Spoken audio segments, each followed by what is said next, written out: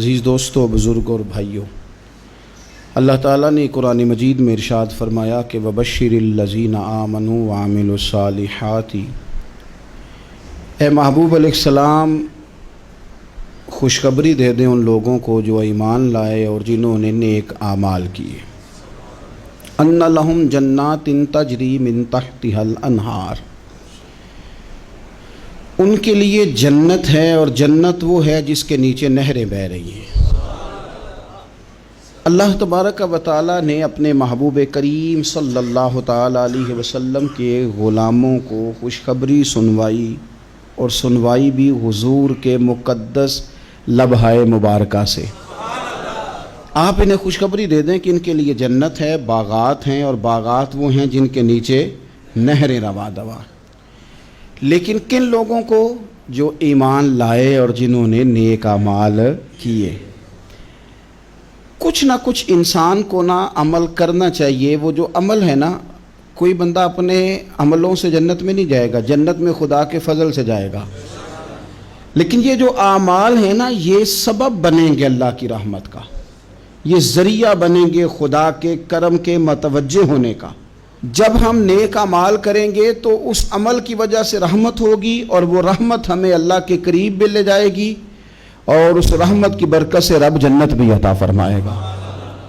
ہمارے ہاں یہ ہوتا ہے کہ ہم زیادہ تر چیزوں کو تقریر سننے کی حد تک لیتے ہیں، اچھی نصیحت کا لطف ضرور حاصل کرتے ہیں، اچھے جملے کو اپنے دل میں اس کی فرحت ضرور محسوس کرتے ہیں، لیکن عمل کی طرف نہیں بڑھتے۔ اس کا نقصان یہ ہوتا ہے کہ یہ معاذ اللہ ایک باقاعدہ شعبہ بن جاتا ہے کہ میں نے بڑی خوبصورت تیار کر کے تراش خراش کر کے بات کرنی ہے، بڑی عمدہ کرنی ہے۔ اچھے ادیب تو پیدا ہوتے ہیں، اچھے خطیب، اچھے واعظ، اچھے سننے والے، داد دینے والے تو پیدا ہوتے ہیں، لیکن اگر عمل کا شوق نہ پیدا کیا جائے تو پھر باتیں نشستن گفتن برخاستن تک رہ جاتی ہیں، اس کا لطف نہیں آتا۔ پھر تو تقریریں ہو رہی ہیں، ہوتی ہیں اور ہوتی رہیں گی۔ نتیجہ کیا نکلا؟ جو آدمی کہتا ہے میں اتنے سالوں سے تقریر سن رہا ہوں، تو سوال یہ ہے کہ بھئی اتنا سننے کے بعد تم سنورے کتنا؟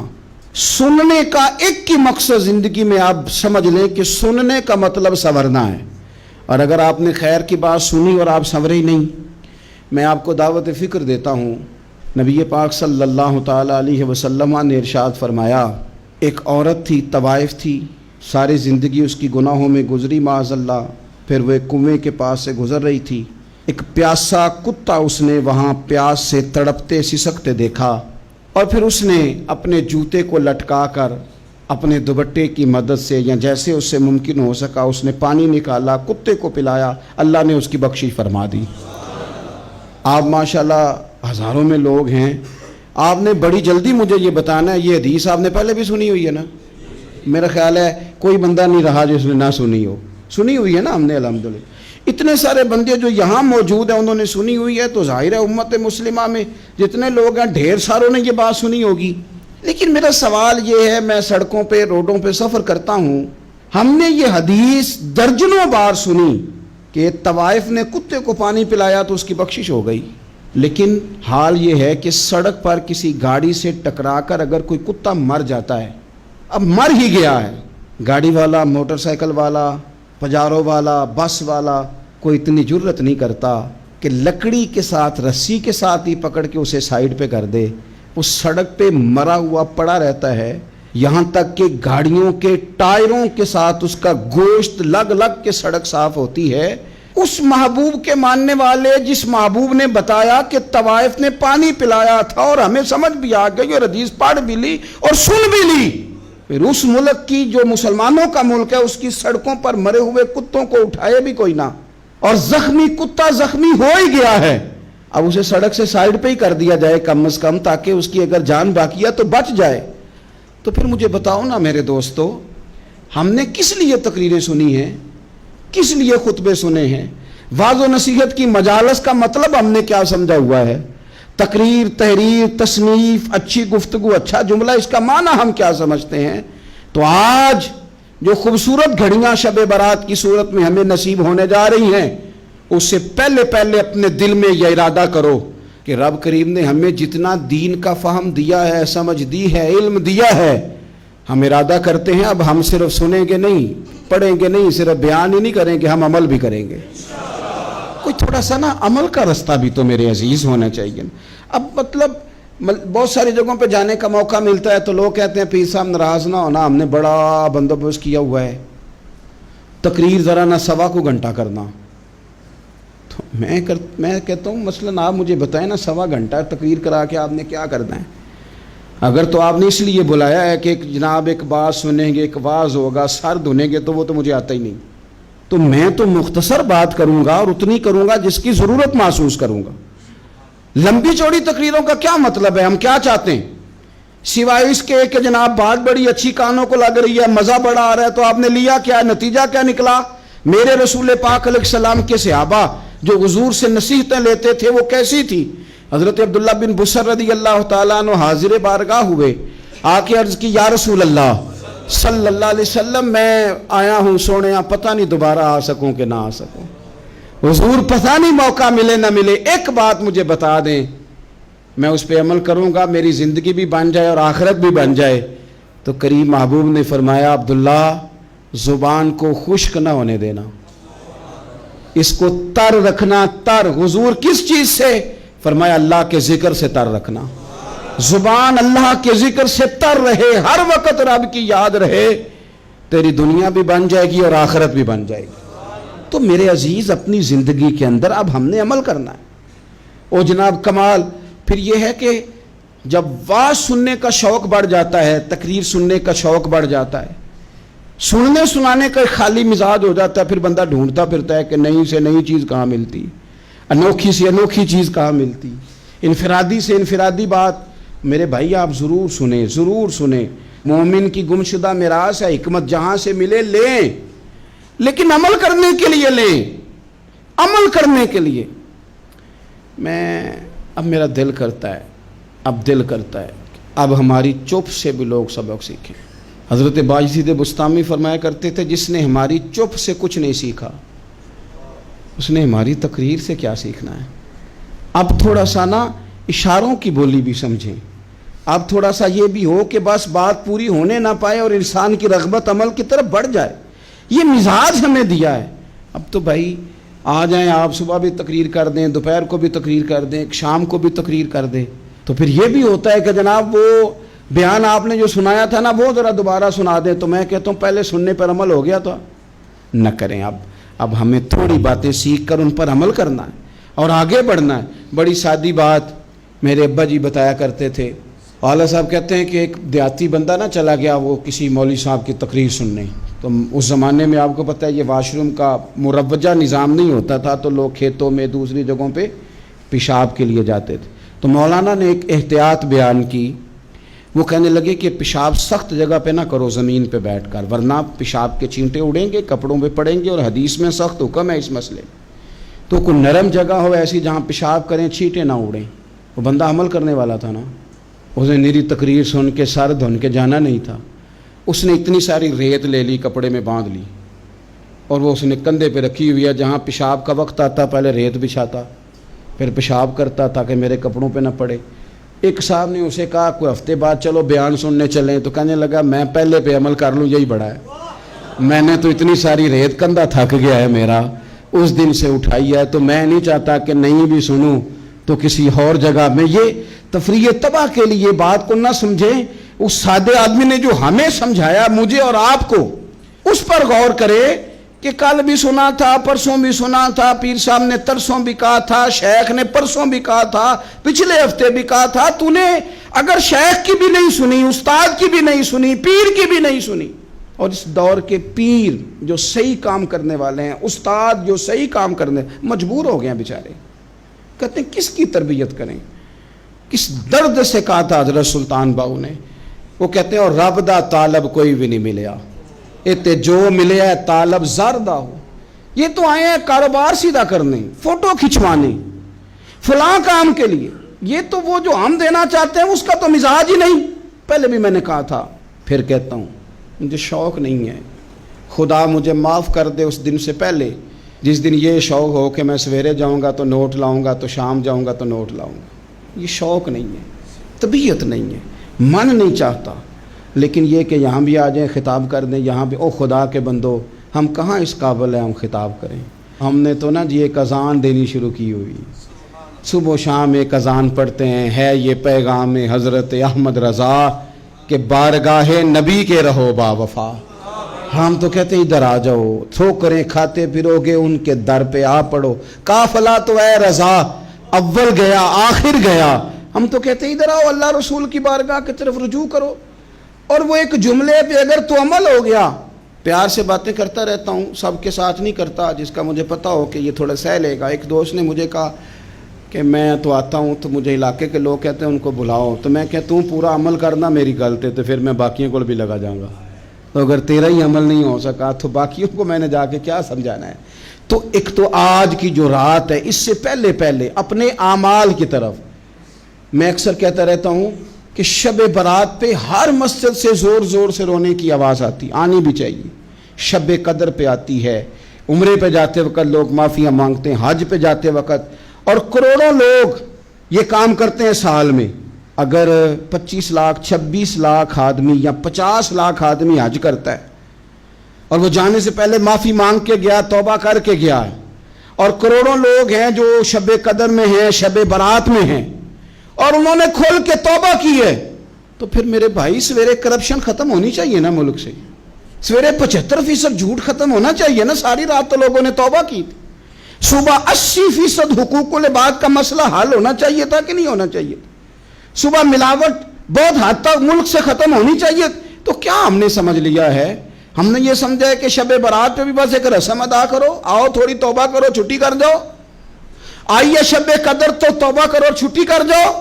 کیا یہ ہم نے مطلب سمجھ لیا؟ حج کرنے گئے، رب کی بارگاہ میں حاضر ہوئے، رسول کریم کی بارگاہ سے بھی جو ہو کے آ جائے اور بدلے ہی نہ، وہاں تک جائے اور بدلے ہی نہ۔ مدینے گئے، کعبے گئے، کربلا گئے، جیسے گئے تھے گھوم پھر کے ویسے ہی آ گئے۔ نتیجہ کیا ہے؟ اپنی زندگی نتیجہ خیز بنائیں۔ آج اس خوبصورت موقع پر جب شب برات ہمارے سامنے کھڑی ہے، اپنے ذہن میں تہیہ کریں کہ اب ہم نے بدل جانا ہے۔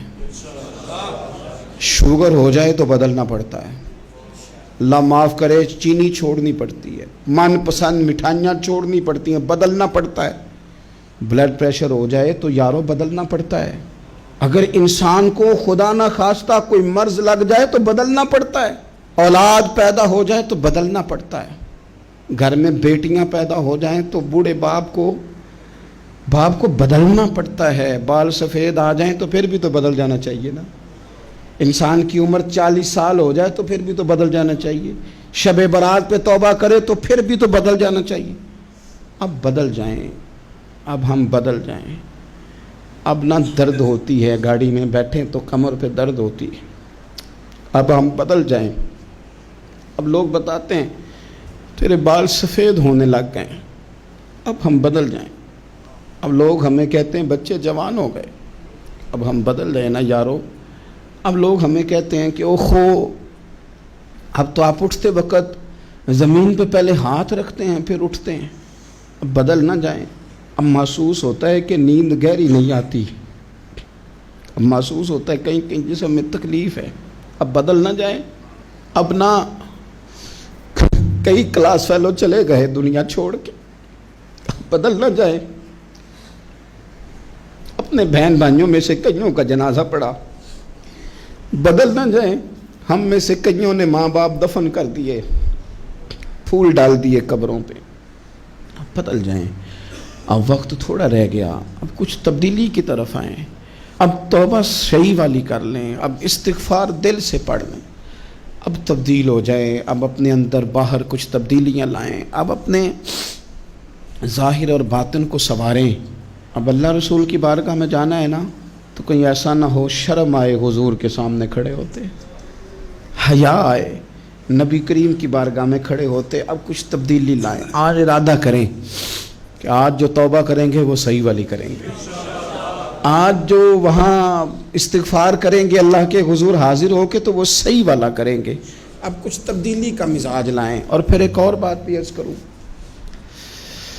ہمارے ذاتی تعلقات سارے دھوکہ ہیں، ہماری جیبوں میں مال سارا دھوکہ ہے، ہمارے بلند و باغ دعوے سارے دھوکہ ہیں، ہمارے بڑے بڑے رتبے سارے دھوکہ ہیں۔ بڑے تعلقات تھے بیٹے کے، پر ماں بیمار تھی تو اسے صحت تو نہیں تعلقات کی وجہ سے مل سکی۔ بڑے تعلقات تھے نا بیٹے کے، لیکن جب بیماری زور پکڑ گئی تو پھر کیا کر سکا کوئی؟ بڑے تعلقات تھے، بڑا پیسہ تھا جیب میں، بڑا کچھ تھا، لیکن جب جناب اسرائیل آئے تو پھر کوئی کچھ بھی نہ کر سکا، پھر اپنے رہ گئے، اور جس کو جانا تھا وہ سب چلے گئے۔ تو یہ جتنی چیزیں ہیں نا، یہ کچھ نہیں ہیں، یہ دھوکہ ہے۔ سچ صرف اللہ رسول کی ذات ہے، حقیقت صرف دین ہے، اصل صرف وہ بارگاہیں ہیں۔ دھوکے میں نہ زندہ رہو، چھوڑ دو یہ بات کرنی کہ بڑے تعلقات ہیں، چھوڑ دو یہ بات کرنی کہ بڑا پیسہ ہے، چھوڑ دو یہ بات کرنی کہ برادری قبیلے علاقے میں بڑا، اور کچھ بھی نہیں ہے۔ کل من علیہ فان، ہوئے نامور بے نشاں کیسے کیسے۔ دیکھو زمین کھا گئی، نوجوان کیسے کیسے۔ میں مولانا نورانی کی قبر پہ کھڑا تھا تو میں کہہ رہا تھا مقدور ہو تو خاک سے پوچھوں کہ اے لئیم تو نے وہ گنج ہائے گرا مایا کیا کیے؟ اتنے بڑے لوگ تو لے گئی، اتنے بڑے لوگ قبروں میں کدھر گئے؟ سلطان محمود غزنوی کہاں ہیں؟ شہاب الدین غوری کہاں ہیں؟ وہ لوگ جو میدانوں میں آ کے صرف ان کا نام لیا جاتا تھا تو دنیا کانپ جاتی تھی، وہ کہاں گئے؟ اٹھ گئے سب لوگ، چلے گئے، ختم ہو گیا معاملہ۔ وقت اب ہماری طرف بڑھ رہا ہے، اب تیزی ہے، اب پیغام اجل آیا، کئی ہمارے ارد گرد سے اٹھا کے لے گیا، اب ہمیں بھی تو واپس لوٹنا ہے نا، تو کچھ تیاری کر لیں، کچھ ارادہ کر لیں۔ اور بارگاہ رب رسول کی اس طرح کی ہے کہ بس جانے کی دیر ہے، بس صرف جانے کی دیر ہے، صرف جانے کی۔ اور اللہ رسول کی بارگاہ دوستو وہ والی ہے کہ جہاں نا زیادہ منت بھی نہیں کرنی پڑتی۔ وہ جو 4-5 لوگ تھے نا مکہ مکرمہ میں، انہوں نے بہت ہی اسلام کی مخالفت کی حد کر دی تھی، ان کے لیے حکم ہوا تھا جہاں ملے قتل کر دو۔ اکرمہ تھے، ابن قتل تھے، کچھ اور لوگ تھے، تو پتہ ہے ان کو کسی نے مشورہ کیا دیا تھا؟ کسی کافر نے مشورہ دیا، پر پتہ صلاح کیا دی تھی؟ اس نے کہا تھا تم نے بڑی زیادتیاں کی ہیں، بڑے بے ادب ہو، کسی صحابی کے قابو نہ آنا، مار دیے جاؤ گے، اپنی خطاؤں کے سبب سے تم مار دیے جاؤ گے، لیکن اگر کسی طریقے چھپتے چھپاتے رسول پاک کی بارگاہ میں پہنچ جاؤ نا، اگر وہاں کسی طریقے چلے جاؤ۔ انہوں نے پوچھا معافی کیسے مانگیں گے، منہ کیسے دکھائیں گے، ہم نے اتنے ظلم کیے، اتنی زیادتیاں کی، کیسے معافی مانگیں گے؟ تو کہنے والے نے کہا کہ نہیں کچھ نہیں، تم بس کہہ دینا ہم آ گئے، اس سے زیادہ تو بات ہی کوئی نہیں، اتنا ہی تو صرف کہنا ہے، آ گئے، اور نہ آتے تو جاتے بھی کہتے، بس تم اتنا کہہ دینا ان العبد اذا اعترف ثم تاب تاب اللہ علیہ۔ نبی کریم علیہ السلام نے فرمایا بندہ جب آ کے کہتا ہے نا یا اللہ میں بھول گیا تھا، غلطی ہو گئی، ان العبد اذا اعترف، مان جو گیا ہوں، مان جو گیا، غلطی ہو گئی، جب کہتا ہے نا میں بھول گیا، ثم تاب، پھر وہ توبہ کرتا، تاب اللہ علیہ، اللہ دیر کرتا ہی نہیں، فوراً توبہ کو قبول فرما لیتا۔ ہمارے ہاں نا کچھ لوگ تو تباً سخت ہیں، اللہ معاف فرمائے، اور کچھ رد عمل کے طور پر سخت ہو گئے، کچھ باتیں دلوں میں بیٹھ گئی ہیں جنہوں نے طبیعتوں کو سخت کر دیا ہے۔ کبھی کہیں آپ بہو سے کہ چلو بوڑھی ساس سے اگر کبھی کو بات سخت نکل گئی ہے تو معاف کر دے، وہ تیار نہیں ہوتی، وہ کہتی ہے تمہیں پتہ نہیں میرے ساتھ کیا کچھ ہوا۔ کبھی ساس سے کہا جائے نا چلو بھول گئی تھی بچی تو آپ درگزر کر دیں، تو کہتے ہیں تمہیں پتہ نہیں میرے اندر سختی کتنی آ گئی ہے، دکھ کتنے بیٹھ گئے۔ ہم نا طبیعتوں میں سختی کر بیٹھے، ہمارے دل دھڑکتے ضرور ہیں لیکن صرف اپنے بچوں کے لیے، ہمارے سینوں میں درد اٹھتا ضرور ہے لیکن صرف اپنوں کے لیے۔ ہم نے نا 2 4 5 6 باتیں جمع کر کے ان پر پورا ذہن بنا کے سخت ہو گئے ہیں، طبیعتیں سخت ہیں، دل سخت ہیں۔ میرے نبی پاک صلی اللہ تعالی علیہ وسلم نے فرمایا، یہ حدیث مسلم شریف میں موجود ہے، فرمایا جنت میں وہ لوگ داخل کیے جائیں گے جن کے دل چڑیوں کی طرح نرم ہیں، نرم دل کے لوگ، معاف کر دینے والے، جلدی مان جانے والے۔ ایک صاحب تھے اپنے بھائی سے ناراض ہو گئے اور انہوں نے رشتے سے انکار کر دیا. پہلے ان کے بیٹے کی وہیں پہ نسبت تھی, انکار کر دیا. کئی لوگوں نے ان سے کہا, میں نے بھی کہا, تو وہ کہنے لگے پیر صاحب عزت بڑی کرتا ہوں آپ کی, لیکن میں مرد ہوں, ایک دفعہ نہ کر دوں تو پھر ہاں نہیں کیا کرتا. تو میں نے اس صاحب سے کہا, میں نے کہا یوں نہ کر, اگر صبح قیامت تیرے بارے میں کوئی سخت فیصلہ آ جائے اور رب کو منانا ہو کسی مقام پر تو کیا کہے گا؟ بہانے بنا بنا کے ہم سخت ہو گئے, دل اتنے سخت پتھر کر لیے, میں فلاں ہوتا ہوں جی, میں نہیں دوبارہ کسی کی سنتا. اور خدا کے بندو, میرے نبی پاک علیہ السلام نے فرمایا مومن تو اس طرح ہوتا ہے جس طرح اونٹ کے ناک میں نکیل ہوتی ہے, بٹھا دو تو بیٹھ گیا, اٹھ جاؤ تو اٹھ گیا. اور حضور نے فرمایا وہ لوگ جو بہت بد اخلاق ہیں, جھگڑالو ہیں, فسادی ہیں, سخت دل ہیں, وہ لوگ جنت میں نہیں جائیں گے. جو جھگڑے کرتے پھرتے ہیں جھگڑالو لوگ ہیں. عزیز دوستو, اپنی زندگی کے اندر طبیعت میں نرمی, اگر طبیعت نرم ہو گئی نا جی, مزاج میں نرمی آ گئی, تو پھر آپ محسوس کریں گے کہ آپ معاف کرتے بھی جلدی ہیں اور معافی دیتے بھی جلدی ہیں. پھر آپ کے تعلقات بچیں گے, آپ کی نسبتیں بچیں گی, آپ کے بہت سارے رشتوں میں قربت آئے گی, ٹوٹیں گے نہیں. ایک تو دل نرم کریں, کسی شخص کے بارے میں دل میں کوئی بات ہے تو اسے معاف کریں اور معافی دیں. کچھ لوگ بالکل ٹھیک ٹھاک ہوتے ہیں, کوئی ناراضگی نہیں ہوتی, لیکن آپ نے بچی کی شادی کا کارڈ دیا نہیں تو فوراً ناراض ہو جاتے ہیں. اور پھر آپ سمجھا رہے ہیں, قائل کر رہے ہیں, وہ تیار ہی نہیں ہے قائل ہونے کو. سنو, اور اس حدیث کو یاد رکھنا, نبی پاک صلی اللہ تعالیٰ علیہ وسلم نے فرمایا جس کے پاس اس کا بھائی عذر لایا, بھائی معافی مانگنے آیا اور پھر اس نے معاف نہ کیا, اللہ کے حبیب فرماتے میرے حوض کوثر پہ نہ آئے. تو سخت ہو کے بیٹھ گیا ہے, تو کہتا ہے میرے سے پہلے سنے, میں آپ کو بتاؤں اس نے میرے ساتھ کیا کیا. اور ٹھہر جا, اگر حساب کتاب کے بعد معافی والا اصول رکھ لیا جائے کہ پہلے حساب کتاب ہوگا, غلطیوں کا مداوع ہوگا, پھر معافی ہوگی, تو یہی حساب اگر رب کریم بندوں کے ساتھ کرے تو پھر میں اور آپ کدھر جائیں گے. تو اس سادی بات پہ آ جاؤ نا, تو 2 جملوں میں حضور نے سمجھائی ہے. فرمایا تم رب کے بندوں کو معاف کر دو, اللہ تمہیں معاف کر دے گا. تو آج کی شب سے پہلے, آج کے دن سے پہلے, رمضان المبارک کے تشریف لانے سے پہلے اپنی طبیعت کے اندر ایسا ذوق لائیں, ایسی طبیعت لائیں کہ ہم نے معافی دینی بھی ہے اور معافی لینی بھی ہے. بعض اوقات ہم رسم ادا کرتے ہیں شب برات سے پہلے, یہ سوشل میڈیا پہ چل گیا, فلانے کو فلان کہہ دیا, اگر کوئی کبھی ہوئی نا تو معاف.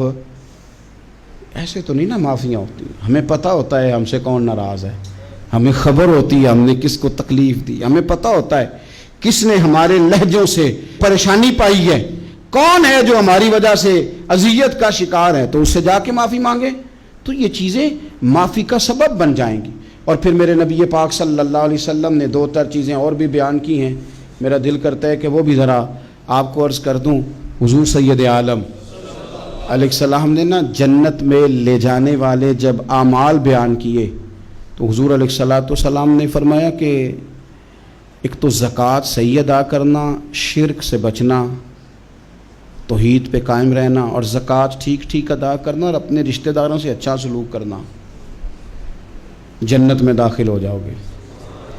یہ جو ہمارے زیادہ قریبی لوگ ہوتے ہیں نا, ان کا حق بھی شریعت نے زیادہ رکھا ہے, اور یہ بعضوں کا تکلیف بھی زیادہ دیتے ہیں. لیکن میرے عزیز ایک بات سمجھ لیں اچھی طرح سے اور اپنے دل میں بٹھا لیں, میں نے درجنوں بار کہی ہے, پھر کہتا ہوں, اللہ تعالیٰ نے جو خاندان میرے لیے پسند کیا ہے نا, مالک نے مجھے وہاں پیدا کیا ہے.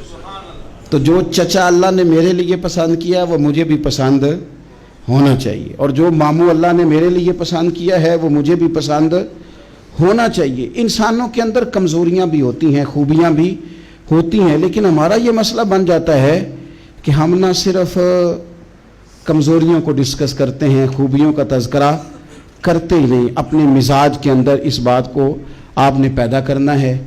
آج ایک اور ارادہ بھی کریں, ایک اور اپنے ذہن کے اندر بات بھی زیادہ شوق کے ساتھ پیدا کریں.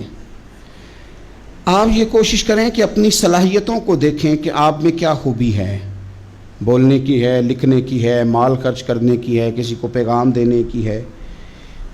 مسجد نبوی شریف میں ایک بی بی صرف جھاڑو خالی دیتی تھی، بیمار ہو گئی تو سرکار تیمارداری کرنے گئے، اور صحابہ نے حضور کو اطلاع دیے بغیر تدفین کر دی، جنازہ پڑھا دیا، تو حضور نے قبر پہ کھڑے ہو کے دوبارہ جنازہ پڑھایا۔ اپنے وجود کو بیکار نہیں رکھنا، اس سے کوئی کام لیں۔ اللہ فرماتے ہیں افحسبتم انما خلقناکم عبثا وانکم الینا لا ترجعون، فرمایا تم کیا سمجھتے ہو ہم نے تمہیں بیکار پیدا کیا ہے، اور کیا سمجھتے ہو تم نے لوٹ کر ہمارے پاس آنا نہیں؟ ایک ذرہ بھی تو بیکار نہیں ہو سکتا، لہذا میں کسی شخص سے بیزار نہیں ہو سکتا۔ اپنی اس صلاحیت کو ضائع نہ کریں۔ ہم نہ بہت سارا وقت ضائع کر رہے ہیں، ادھر ادھر موبائل کھول لیا، دیر تک فلانی چیز دیکھی، پھر فلانی دیکھی، پھر فلانی بحث کی۔ تو اپنے آپ سے نہ کچھ کام لیں، کچھ خدمات کریں۔ ہم زیادہ وقت لوگوں کا انٹرویو کرنے میں ضائع کرتے ہیں، دوسروں کی تفصیلات حاصل کرنے میں وقت ضائع کرتے ہیں، لوگوں کا دھیان رکھنے میں وقت ضائع کرتے ہیں۔ آج کے بعد اپنا دھیان رکھنا ہے، اپنی صحت کا دھیان رکھنا ہے، اپنے معاملات کا اپنے اوپر تھوڑی توجہ دینی ہے، کوشش کرنی ہے کہ کس حد تک ہم اپنی صلاحیت سے فائدہ لے کے کسی کا کچھ نفع کر سکتے ہیں تو وہ نفع کریں، اپنے وجود کو نفع بخش بنائیں۔ حدیث پاک سنیں گے تو آپ محسوس کریں گے کہ اللہ کتنے اجر دینے والا ہے۔ نبی پاک علیہ السلام نے فرمایا جس نے دین کے رستے میں اتنی دیر بھی قتال کیا، لڑا اتنی دیر جتنی دیر اونٹنی کا دودھ دھونے میں لگتی ہے، اتنا تھوڑا وقت بھی دین کے لیے اگر کوئی نکلا، جد و جہد کی، قتال کیا، لڑا، فرمایا اس بندے کو بھی اللہ جنت عطا فرما دے گا۔ اتنا تو کام کرے نا، اتنا تو کام کرے۔ اور حضور علیہ السلام نے رغبت دلائی، یعنی جتنا بھی عمل، حضور فرمانے لگے کسی عمل کو چھوٹا نہ سمجھنا، کچھ نہ ہو سکے تو اپنے بھائی سے مسکرا کے میلی لینا، اللہ اس پر بھی صدقے کا ثواب عطا کر دے گا۔ اور نبی پاک علیہ السلام نے فرمایا دوزخ سے بچ جاؤ صدقہ دے کے۔ خیال آتا تھا یا رسول اللہ کتنا کو دیں؟ تو فرمایا خشک کھجور کا ایک ٹکڑا، یعنی پوری کھجور بھی نہیں، خشک کھجور کا ایک ٹکڑا بھی خیرات کر کے بچ سکتے ہو تو وہ کر کے ہی صدقہ دے کے اللہ کے عذاب سے بچ جاؤ۔ معنی کیا ہے ان ساری روایتوں کا کہ کچھ کرو تو صحیح نہ، کچھ کرو تو صحیح نہ۔ ہمارے ایک بزرگ تھے تو کرونا کے دنوں میں انہوں نے ایک جملہ کہا، کہنے لگے یہ کرونا پتہ تمہیں کیا کہنے آیا ہے؟ کہنے آیا ہے کہ بیماریاں آ رہی ہیں، حالات خراب ہیں، یہ کرونا نہیں، یہ کہتا ہے کچھ کرو نا، کچھ اللہ اللہ کرو نا، فارغ نہ بیٹھو، دیکھو کیسے لوگ ڈھیروں کے ڈھیروں اب جا رہے ہیں، اب کچھ کرنا ہے انشاءاللہ تعالی، اب کچھ وقت ضائع نہیں کرنا، اور زندگی میں کچھ، میں کہہ چکا ہوں کہ ایک بندے کو بھی اللہ نے بیکار نہیں پیدا کیا، ہم نے خود اپنے آپ کو بیکار کر لیا۔ اپنے آپ کو بیکار نہ کریں۔ جب رب کہتا ہے فحسبتم انما خلقناکم عبث، کیا تم سمجھتے ہو میں نے تمہیں بیکار پیدا کیے؟ آپ لوگ بڑے کام کے ہیں، بس اپنے آپ کو پہچانے۔ اقبال کہنے لگے عجب نہیں کہ خدا تک تیری رسائی ہو، اور تیری نظر سے تو پوشیدہ ہے آدمی کا مقام، تو بندے کوئی نہیں سمجھ سکا تو وہاں تک تو کیسے جائے گا؟ اپنے آپ کو پہچانے۔ یہ جو کہتے ہیں نا مجھ سے کچھ بھی نہیں ہوتا، ناراض تو نہیں ہو جائیں گے؟ یہ کچھ کرنا نہیں چاہتے، یہ صرف ادھر ادھر دھیان رکھ کے ایک فوٹو چڑھا کے ادھر بھاگ ادھر اپنے نفس کو راضی کرتے ہیں۔ نفس بس کہہ رہا ہے آج یہ کر لو تو وہ کر لیا، ادھر دیکھ لو تو ادھر دیکھ لو۔ اس سے نکلیں، مثبت، مضبوط، مستحکم ارادے کریں اور پھر چل نکلیں۔ لڑنا شرط ہوتا ہے، جیتنا شرط نہیں ہوتا۔ تاریخ یہ نہیں دیکھتی کہ جیتا کون کون، تاریخ یہ دیکھتی ہے کہ لڑا کون کون، میدان میں کون کون رہا۔ اللہ بدر میں کامیابیاں دیتا ہے، احد میں کئی دفعہ کہتا ہے واپس پلٹو، خندق آئے گی تو پھر کامیابیاں مل جائیں گی، خیبر آئے گا تو پھر کامیابیاں مل جائیں گی۔ تو اس لیے ہمیشہ جیتنا ہی ضروری نہیں، لڑنا ضروری ہے۔ ہمت کریں، کوشش کریں۔ اللہ تعالیٰ آپ سب کو جزائے خیر عطا فرمائے۔ آخر دعوانا ان الحمد للہ رب العالمین۔